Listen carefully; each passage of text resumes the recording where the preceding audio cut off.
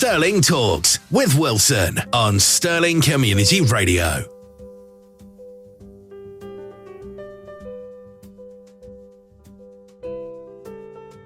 This is Stirling Talks on Stirling Community Radio. Thank you very much for tuning in. As promised, we are continuing our author series. Big thanks to Elaine. And we have another author. I'm a little confused, though, because I've got a book in front of me, and it's got this Turnstone name on it, but I'm sitting there chatting with a fellow called Ian. Who are you?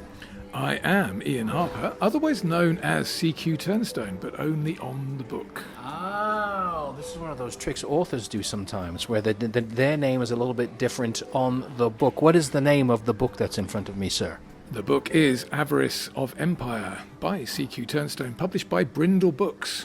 Oh, they get all the plugs in now at the start here, so that works well. Listen, I'm looking at this here, the untold true story of an extraordinary life immortalised by the hand of an assassin. That sounds quite dramatic, my friend.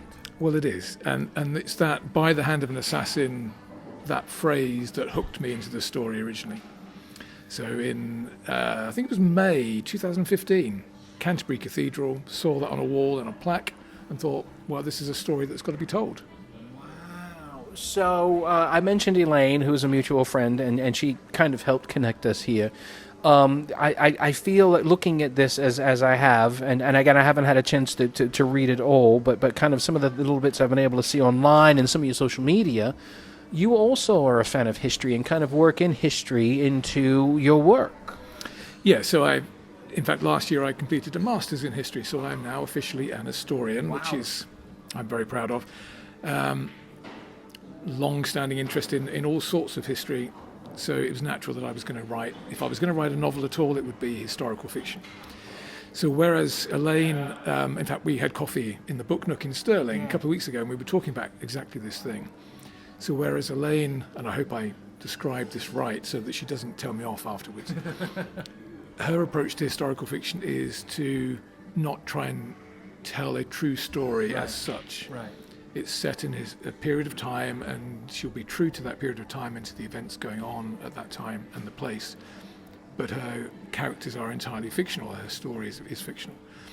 Whereas in the case of Avarice of Empire, it's biographical historical fiction. So it's telling the true story of a guy called Charles Agnew, in this case, and a bunch of other people, but through the medium of historical fiction.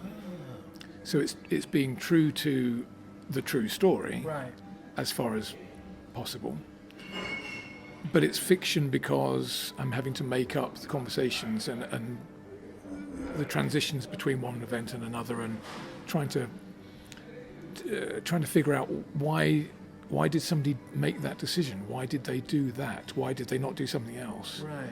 So trying to reverse engineer somebody's motivation. So it's still fiction, even though you're trying to tell a true story. I appreciate the description there and the difference from what Elaine is doing. So you've really kind of got to get creative with some of these, knowing the knowledge that you very clearly have, but how some of these conversations would have gone to here in the book here. That's got to be a bit taxing, really. I wouldn't say taxing. To me, that's quite good fun. Well, to try when you love it, yeah. Yeah, it's a thing that you get into, so that the depth of research, and again, Elaine, I know, talked to you about this, and we've talked about that a lot. The research, you can go down all sorts of rabbit holes about what people were doing, and then trying to figure out why. And then you try and put yourself in their shoes. Right. And that's when the fiction kicks in, because, of course, you can't really know what somebody was thinking or really why they made a decision. You can only, make some best guesses at it. So, for instance, if you're in the British cavalry and you're stationed in India and you're not being given very much to do, and then the Franco-Prussian War breaks out hundreds of miles away between France and Germany, you're going to be talking about it. Yeah. Inevitably, you're going to be looking at maps. You're going to be hypothesizing about battle tactics. And it's reasonable to assume that those conversations would have taken place, but exactly what those conversations were, well, we can't possibly know. So it's trying to bridge the gap between the actual history that's documented and the likely history that you can take some good guesses at. Who do you think would enjoy reading this book? Well, originally, I imagined it would be people who were already into historical fiction, and of course, that's hopefully still true. But from the people who have actually read it, there's been a huge range. So there's people who've never touched historical fiction before, and other people, and they've really enjoyed it. And then people who have perhaps been more into military history and military historical fiction, even though there is a military aspect to this. It's not about fighting battles and all of that stuff. So it's actually not been their cup of tea, whereas the people who are interested in what is usually referred to as social history, so what was it like to be in a particular situation at a period of time, it resonates with people because people can empathise with these particular characters, almost all of whom are real people in this case. So, Ian, would it be correct for me to say to our listeners here, some people hear military history and they hear this and they're immediately off-put by that. Don't do that, because if you're not into the military history, I know some of my American friends have an issue now with, there was a little meme going around about the Roman Empire, and this ain't that. This is something where you'll feel a connection because there's things, it's more of a situational thing, an experience that you can feel. Yeah, absolutely. So that the main character, the main real-life character is Charles Agnew. He's a captain, or becomes a captain in the British cavalry, in a very famous regiment of cavalry. But that kind of doesn't matter to the story in terms of the appeal or hopeful appeal of the story. It's about the human experience of travelling far from home, being put in a precarious situation, trying to make the best of it under bad circumstances, and dealing with a lot of tragedy, actually. Right. And so there's a lot going on that's very human and relatable. The military aspect of it is almost a side issue. So we were just chatting here before we came on air here that you know a lot about Stirling, but still kind of new here to the area. Will we maybe see some Stirling area things coming up and maybe another project coming up? So the thing I'm working on now, so Avarice of Empire is a full-blown novel. It's 140,000 words. It's a big book. And it took a long time to write and research. What I'm working on now, and I'm about a quarter of the way through it, is a novella. So it'll end up being 35,000 words, something like that. So a much shorter story. But it's set in Stirling, in and around Stirling. It starts on the Air 3 estate, by Air 3 Castle, in the woods, just by the castle there. And top of the town, and down, just past where the Book Nook is now. Oh, okay, yeah. The main protagonist goes to school, and a school that no longer exists, but further down that road. So that's what I'm working on at the moment, and it's going to be called Where the River Meanders. Oh, I like that. That's good. The hills around the university there and the monument have quite a bit of history. I was talking about my dog last week. Walked my dog up one time to the Hermitage Ruins up there, and it was absolutely fascinating. First of all, it felt like I was on a bit of an adventure to find it, but then to be up there, it's quite a story that really isn't that well documented.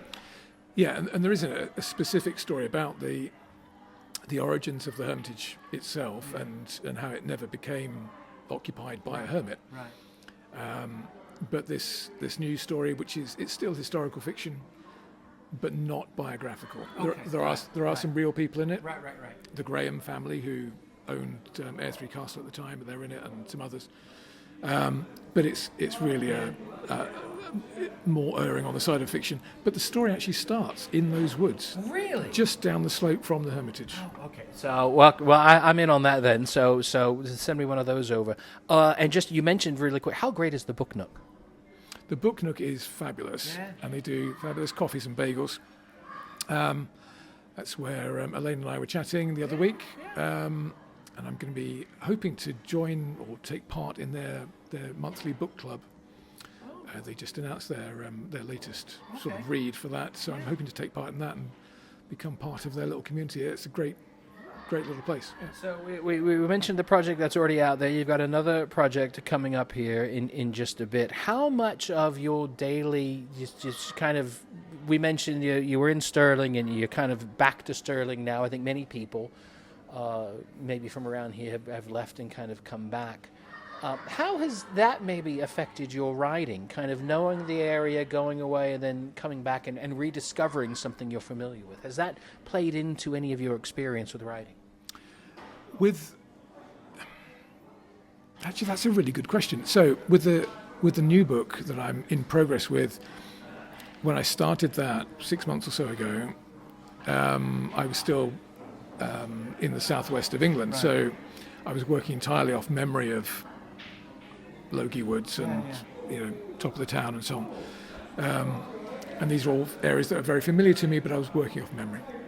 But now, of course, I can go back and I can think, well, did I get it right in what I wrote 6 months ago? And mostly I did, I'm pleased to say. Although there's always things that you tweak and you improve on. But then in the first book, Avarice of Empire, although there are a number of really important Scottish characters, real life characters in that, and one or two places, including Strathallan Castle. A bit further north from here. So that the settings of of that story is very different. It mostly takes place in India, but in terms of having lived somewhere that was that felt like home, and then being away from home, that's, I think, perhaps a key thing. And there's a degree of empathizing around that. We've had quite a good chat right here, and I did mention in quite a few of our interviews that this is a radio station, and we do, maybe not so much on Stirling Talks, but we do play a good bit of music here. So here's my whammy question for you, Ian. Back in the day, what was your favorite album? Is there an album cover or something that when you think of past moments or something that you got, is there an album that you would point to that you might even put up on the wall that means so much to you? Is there an album that you really love? Okay, so it wouldn't go up on the wall. It's not that good. Right. But a memorable one, probably not a cool one, but a memorable one from when I was a teenager training in a gym that was a deconsecrated chapel, and there was rusty bars, there were dead things in the corner. Right, brilliant, okay. And what was always being played on a tape deck, very loud, was Bon Jovi, Slippery When Wet. Wow! Okay, I was not expecting that one. That is, at the time, I was a bit more of a punk rocker. I wasn't really into that, but, halfway, that I can see that when you're working out. That just, it's one of those now that, and John Bon Jovi is such a good guy, that kind of stayed with you. But yeah, probably would not put that up on the wall. I wouldn't put it up on the wall, no. That's a good memory, though. That's good. I'm telling you, the music questions really, really go into that a lot. So listen, this has been a great chat. We'll definitely have you on again, especially when the new book comes out. Where can people find your work now? So in all the usual places online. Feel free to order online, whether that's mainstream or from independent bookshops.